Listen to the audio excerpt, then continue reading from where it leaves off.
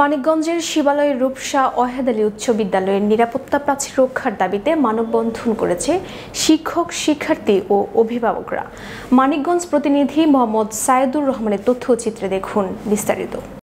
বুধবার উপজেলার আরোয়া ইউনিয়নের রূপসা ওয়াহেদ আলী উচ্চ বিদ্যালয়ের নতুন সীমানা প্রাচীর নির্মাণ করা হলে পাশে অবস্থিত রূপসা সরকারি প্রাথমিক বিদ্যালয়ের পক্ষ থেকে বাধা দিয়ে সীমানা প্রাচীর ভেঙে ফেলার দাবি জানিয়ে উপজেলা প্রশাসন বরাবর আবেদন করলে বিদ্যালয়টি শিক্ষক, শিক্ষার্থী ও অভিভাবকদের উদ্যোগে এই মানববন্ধনের আয়োজন করা হয়।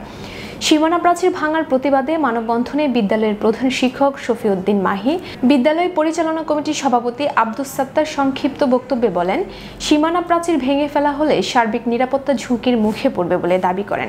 এই সময় বিদ্যালয়টি শিক্ষার্থীদের নিরাপত্তার বিষয়টি নজরে এনে সীমানা প্রাচীর রক্ষায় প্রয়োজনীয় ব্যবস্থা গ্রহণে প্রশাসনের সুদৃষ্টি কামনা করেন।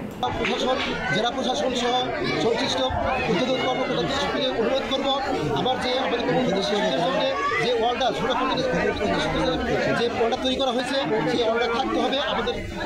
আমি অনুরোধ করবো ঝুঁকিতে আমরা পড়ে যাবো এবং এইটা যেন কোনো অবস্থাতেই আমরা ভাঙ্গা না হয়।